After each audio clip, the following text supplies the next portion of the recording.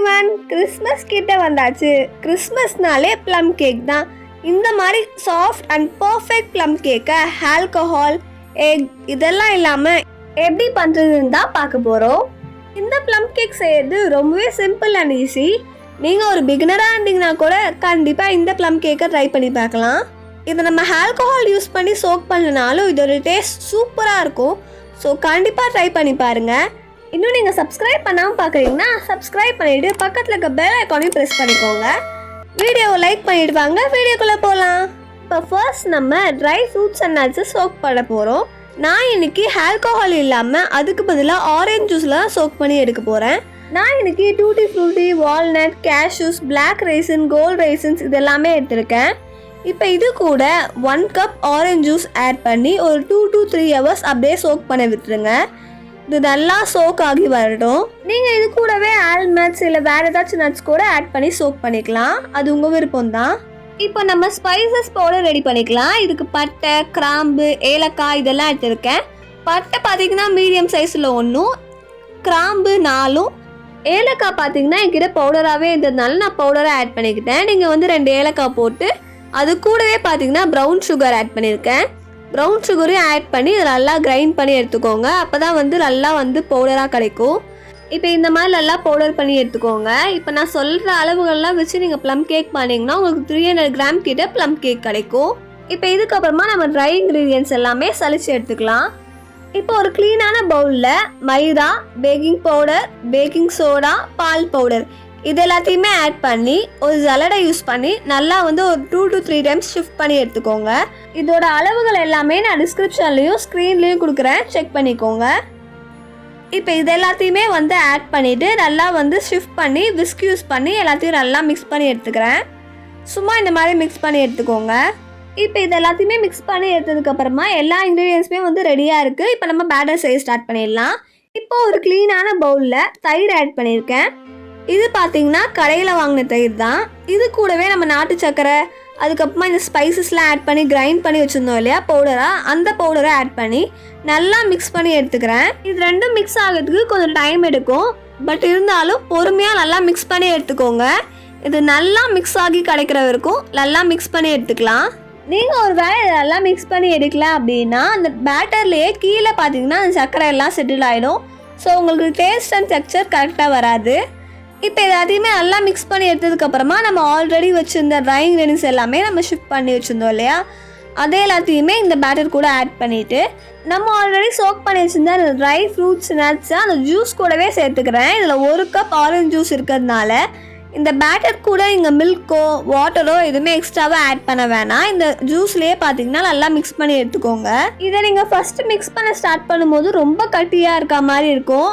நீங்கள் வந்து பாலோ இல்லை தண்ணியோ ஆட் பண்ணிட்டீங்க அப்படின்னா நீங்கள் நல்லா ஃபுல்லாக மிக்ஸ் பண்ணி எடுத்ததுக்கப்புறமா கொஞ்சம் திக்காக இல்லாமல் ரொம்ப லிக்விடாக இருக்க மாதிரி இருக்கும். ஸோ தண்ணியோ மில்க்கோ எதுவும் ஆட் பண்ணாமல் நல்லா மிக்ஸ் பண்ணிக்கோங்க. பேட்டரோட கன்சிஸ்டன்சி நம்ம நார்மல் கேக் பேட்டர் மாதிரி இல்லாமல் கொஞ்சம் திக்காக தான் இருக்கும்.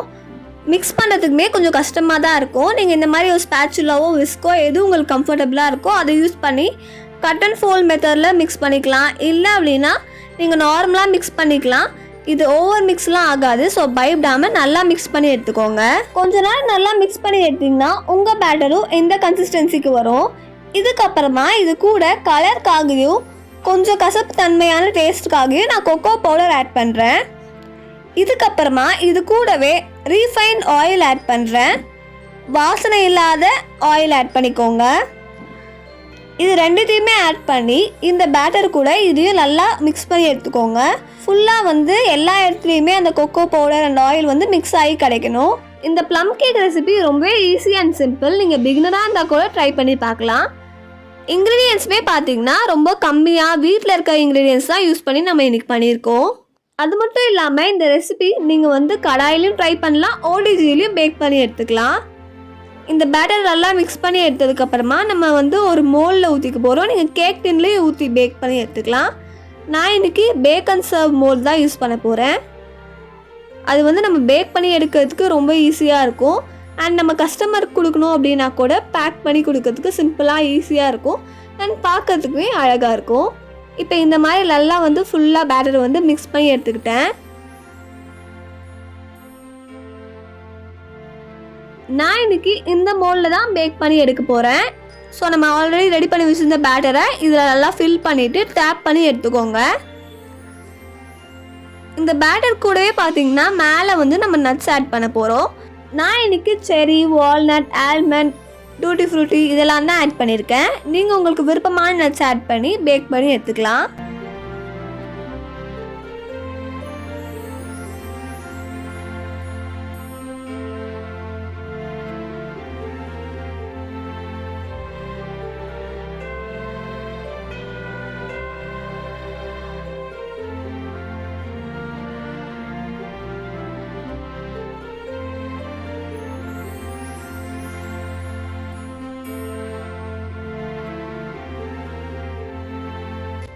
நான் இன்னைக்கு ஓடிஜியில் பேக் பண்ணி எடுக்க போகிறேன். 180 டிகிரி செல்சியஸில் 20 மினிட்ஸ் ப்ரீ ஹீட் பண்ணிவிட்டு 30 to 35 மினிட்ஸ் பேக் பண்ணி எடுத்துக்கலாம்.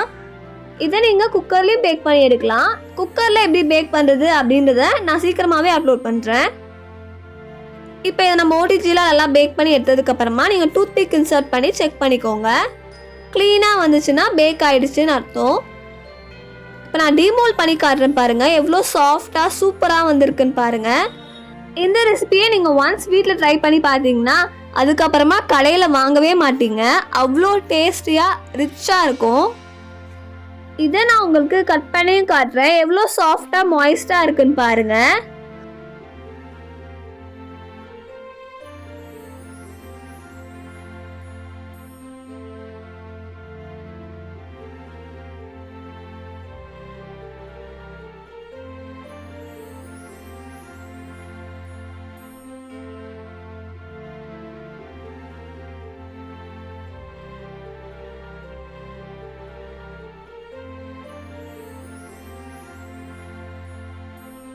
இந்த கிறிஸ்மஸ்க்கு நீங்களும் இந்த ப்ளம் கேக் செஞ்சு உங்கள் ஃப்ரெண்ட்ஸ் அண்ட் ஃபேமிலி கூட கிறிஸ்மஸை என்ஜாய் பண்ணுங்கள். இந்த மாதிரி நிறைய வீடியோஸ்க்கு சேனலை சப்ஸ்கிரைப் பண்ணிவிட்டு பக்கத்தில் இருக்க பெல் ஐக்கானை ப்ரெஸ் பண்ணிக்கோங்க. இந்த வீடியோவை லைக் பண்ணிவிட்டு உங்கள் ஃப்ரெண்ட்ஸ் அண்ட் ஃபேமிலி கூட ஷேர் பண்ணுங்கள். எல்லாருக்கும் மேரி கிறிஸ்மஸ். நெக்ஸ்ட் வீடியோவில் பார்க்கலாம். டாடா, பாய் பாய்.